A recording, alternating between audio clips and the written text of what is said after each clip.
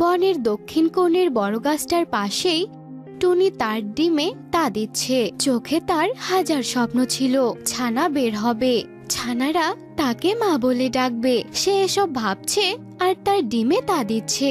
এমন সময় টোনা বাইরে থেকে ফিরে আসে। টুনি, তুমি ডিমে তা দিচ্ছ? আচ্ছা ঠিক আছে, তুমি ডিমে তা দাও, আমি বরং রান্নাটা সেরে আসি, বড্ড খিদে পেয়েছে। আর রান্না শেষ করে টুনির জন্য খাবার নিয়ে আসে।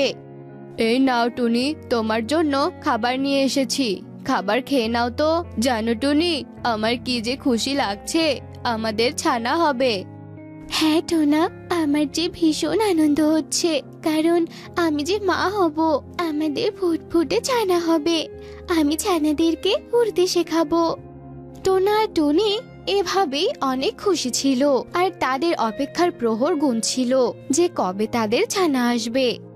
এভাবেই বেশ কিছুদিন কেটে যায়। অবশেষে টুনির ডিম ফুটে দুটো মিষ্টি ছানা হয়।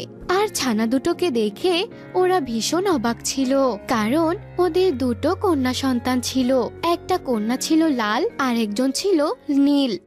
সে কি টোনা, এ কেমন ছানা হলো আমাদের? লাল ছানা, নীল ছানা, আমি যে এমন ছানা কখনো দেখিনি। তাহলে এখন কি হবে টোনা? এই টোনা, আমি যে কিছুই বুঝতে পারছি না। টুনি, আমিও তো কিছুই বুঝতে পারছি না, তবে তুমি এত চিন্তা করো না তো। ওরা যেমন অদ্ভুতই দেখতে হোক না কেন, ওরা তো আমাদেরই সন্তান, তাই আমি ওদের ভালোবেসে নাম দিলাম টুকি আর খুকি। টোনা নীল ছানার নাম রাখে টুকি, আর লাল ছানার নাম রাখে খুকি। টোনা আর টুনির সন্তান হওয়ার কথা শুনে সব পাখিরা তাদের ছানাকে দেখতে আসে, আর সবাই লাল ছানা নীল ছানাকে দেখে ভীষণ অবাক হয়ে যায়। মিষ্টিটিয়ে বলে, সে কি টুনি, তোর ছানারা এমন রঙের কেন রে? এমন ছানা যে আমরা আগে কখনো দেখিনি। নিশ্চয়ই তোর এই ছানারা অশুভ, তাই এমন দেখতে হয়েছে। এই চলো সবাই এখান থেকে, এই টুনির ছানাদের দেখলে যে আমাদের ক্ষতি হতে পারে, এগুলো যে অপয়া ছানা। মিষ্টিটির কথায় সব পাখিরা সম্মতি দেয় আর তাড়াতাড়ি করে সেখান থেকে চলে যায়। তখন টুনি টোনাকে বলে, টোনা, এই টোনা, শুনলে ওরা কি বলে গেল? আমার মেয়ে দুটো নাকি অপয়া, অলক্ষী। ওরা তো এখন আমাদের সাথে মিশতেই চাইবে না। আমরা এখন কি করবো টোনা, বলো তো? আমার মেয়ে দুটোর কি দোষ? ওরা তো শুধু অন্য রঙের হয়েছে, এটাই কি তাদের দোষ? আর তাই সবাই এভাবে আমাদের দূরে ফেলে দেবে? তুমি কষ্ট পেও না টুনি, আমি তো জানি আমাদের সন্তানেরা অপয়া অলক্ষী নয়। তুমি দেখছো না, ওরা যখন হাসে তখন ওদের কত মায়াবী লাগে। আমি জানি আমাদের সন্তানেরা শুভ। এরপর টুনি টোনার কথা শুনে কিছুটা ভরসা পায়। এভাবেই বেশ কিছুদিন কেটে যায়।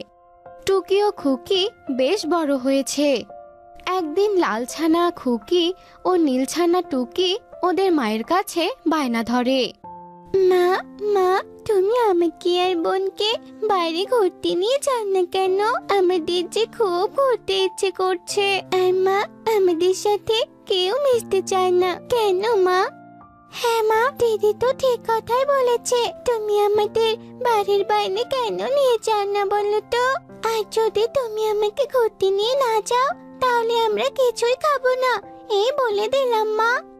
টুনি ওর দুই মেয়ের কথায় বাধ্য হয়ে জঙ্গল ঘুরতে বের হয়। আর ওরা যখন জঙ্গলে ঘুরছিল, এমন সময় সুখী পায়রার সাথে ওদের দেখা হয়। কিরে টুনি, তোকে না কতবার বলেছি তোদের মেয়েকে নিয়ে এভাবে বের হবি না? তোর মেয়েকে দেখলে যে আমাদের অমঙ্গল হবে, বুঝলি? যত সব, কেন যে এভাবে ঘুরতে বের হয় কে জানে।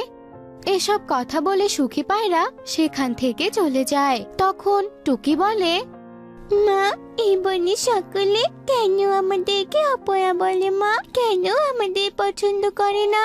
আমাদের কেন সবাই অপছন্দ করে? আর আমাদের শরীরের রং এমন কেন মা? কই, তোমরা তো এমন দেখতে নাও, তোমরা তো কি সুন্দর দেখতে। তোরা ওদের কথায় মন খারাপ করিস না মা, আমি তো জানি তোরা অশুভ নোস। তোদের মাঝে যে অদ্ভুত শক্তি দেখেছি আমি। আসলে টুনির দুই ছানার মধ্যে অদ্ভুত শক্তি ছিল। টুনি লালছানার মধ্যে অশুভকে বিনাশ করার ক্ষমতা ছিল। অন্যদিকে নীলছানা খুকি ওর মুখ থেকে অনেক জল বের করতে পারত, আর টুনির চোখে এই অদ্ভুত বিষয়গুলো ধরা পড়েছে। এভাবেই অনেক দিন কেটে যায়। জঙ্গলের কোনো পাখিরা টুনির সাথে মিশতো না। একদিন হঠাৎই ওই জঙ্গলে জাদুকর ঈগলের আবির্ভাব ঘটে। সেই ঈগল পাখির ছানাদের ধরে ধরে খেত, কেউ তাকে বিনাশ করতে পারত না।